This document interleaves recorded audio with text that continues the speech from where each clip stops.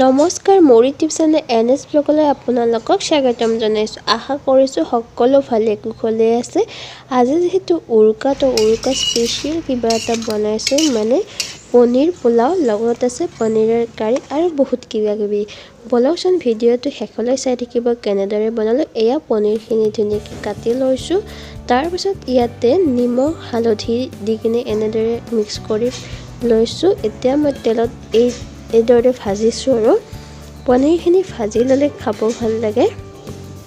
এয়া ভাজি লৈছোঁ তেলত। ধুনীয়াকৈ ভজা গৈছে, গোটেইখিনি পনীৰে মই ভাজি ল'ম। এয়া ভজা হৈ গ'ল মই পনীৰ।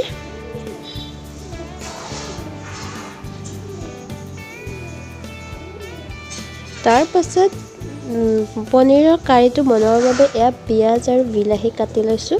প্ৰথমে পিঁয়াজখিনি মই ফ্ৰাই কৰি ল'ম। এয়া তেলত পিঁয়াজখিনি মই প্ৰথমে দি দিছোঁ। তাৰপিছত মই দিছোঁ এয়া বিলাহীখিনিও মই কাটি ৰাখিছিলোঁ। এইখিনিও অলপ সময় মই ভাজি ল'ম।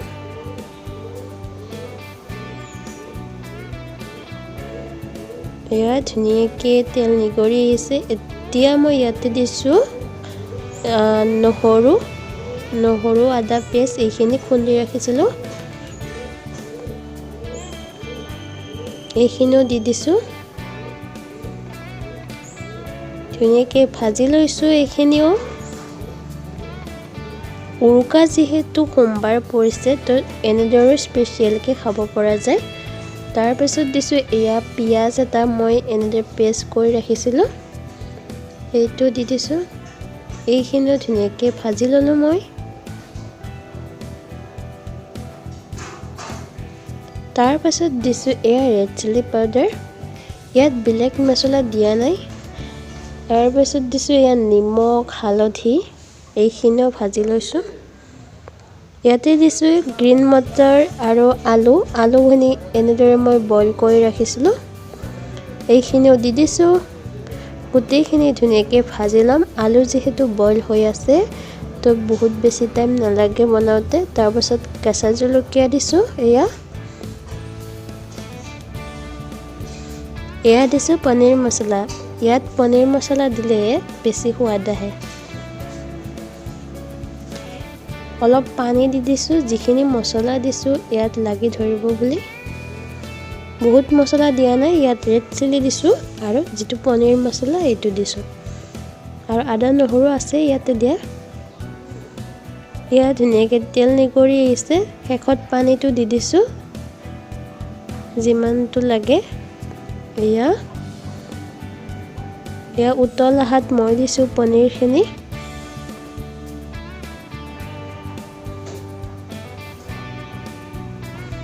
এয়া দিছোঁ গৰম মছলা। চানৰাইজৰ গৰম মছলাটো খাব বহুত ভাল লাগে, এইবাবে দিছোঁ অকণমান। শেষত দিছোঁ কেঁচা ধনিয়া। এয়া আমাৰ ৰেডি হৈ গ'ল পনীৰ কাৰী। আজি যিহেতু দুটা ৰেচিপি বনাম, তো আৰু আছে ভিডিঅ', শেষলৈ চাই থাকিবচোন। তাৰপিছত এয়া বনাইছোঁ মই মিক্স ভাজি, লগত বিন, তাৰপিছত আছে গাজৰ, বন্ধাকবি, আলু, এনেদৰে মিক্স ভাজি বনাইছোঁ মই। এয়া পোলাও বনাবৰ বাবে মই বাচমতি চাউল লৈছোঁ। চাউল মই 2 গিলাচ দিম ইয়াত।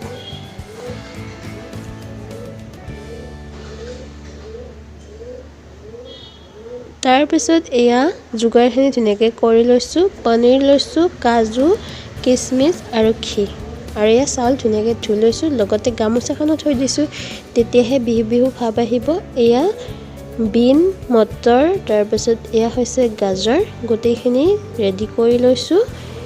কুকাৰ এটা গৰম হ'বলৈ দি তাত দিছোঁ ৰিফাইন। এয়া পিঁয়াজখিনি প্ৰথমে ভাজি ল'ম। পিঁয়াজ দি দিছোঁ অলপ। তাৰপিছত দিছোঁ ইয়াত তেজপাত। এয়া অলপ দিছোঁ আদা নহৰু পেষ্ট। এয়া কাটি ৰখা বিন মটৰ আৰু গাজৰখিনিও দি দিম। ইয়াতে অলপমান ভাজি ল'ম।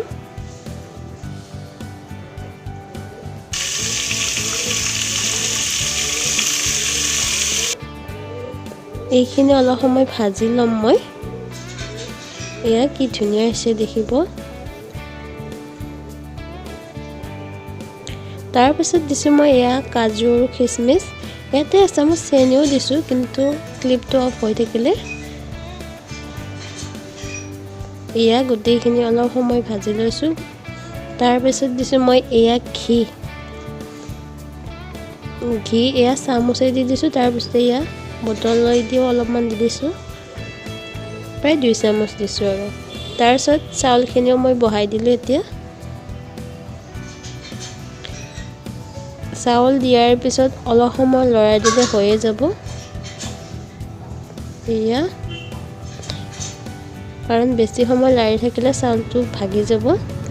এতিয়া মই ইয়াতে পানী দিছোঁ। পানীটো একেবাৰে জোখত দিব লাগে, কাৰণ পোলাওখিনি চাউল ভাতটো এটা এটা হৈ থাকিলে ভাল লাগে। এয়া পানী মই একেবাৰে জোখত দিছোঁ। তাৰপিছত পনীৰৰ পিচকেইটা মই এনেদৰে দি গৈছোঁ। পনীৰ অলপ সৰহকৈ দিছোঁ ইয়াত। এতিয়া গোটেইখিনি মিক্স কৰি লৈছোঁ। ইয়াতে নিমখো দি দিছোঁ, যিটো অফ হৈ আছে ক্লিপটো। এতিয়া ঢাকনিখন মাৰি এটা চিটি অহাৰ পিছত এয়া আমাৰ পোলাও ৰেডি। একেবাৰে পাৰফেক্ট হৈছে। মোৰ পানী দিয়াত ধুনীয়া হৈছে। দেখাই দিছোঁ চাব। এয়া একেবাৰে জৰজৰীয়া হৈছে, এটা এটা হৈ গৈছে। খুব ধুনীয়া হৈছে। এয়া ধুনীয়া ভাৱ ওলাই আছে। তাৰপিছত এটা বেঙেনাও পুৰি লৈছোঁ। যিহেতু আজি ভোগালীৰ উৰুকা, তো চব খাবৰ বাবে এয়া বেঙেনা পুৰি লৈছোঁ। তাৰপিছত এয়া লৈছোঁ মই পায়সো বনাইছোঁ অলপ। ইয়াতে দিছোঁ মই কাজু, আৰু এইখিনি বইল হৈ আছে যিহেতু, তাতে খিচমিচো দি দিছোঁ কেইটামান। পায়স আমাৰ ৰেডি হৈয়ে গ'ল।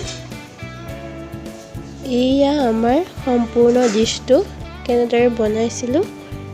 ইয়াত আছে পনীৰ কাৰী, তাৰপিছত আছে পোলাও পনীৰ, তাৰপিছত এখন চালাড বনাইছোঁ, কণী বইল কৰিছোঁ, পায়স আৰু বেঙেনা পিটিকা। এয়া হৈছে আলু ভাজি, মিক্স ভাজি। তো গোটেইখিনি ধুনীয়াকৈ ওলাই লৈছোঁ। যিহেতু উৰুকা, তো এনেদৰে বনাইছোঁ আজি স্পেচিয়েল কৰি। ভিডিঅ'টো চাই যদি ভাল পাইছে তেনেহ'লে লাইক, শ্বেয়াৰ, কমেণ্ট আৰু ছাবস্ক্ৰাইব কৰিবলৈ নাপাহৰিব। আৰু বেল আইকনটোও দবাই থ'ব, যাতে মই দিয়া ভিডিঅ'ৰ ন'টিফিকেশ্যন আপোনালোকে আগতীয়াকৈ পায়। আজিলৈ আহিছোঁ, বাই বাই।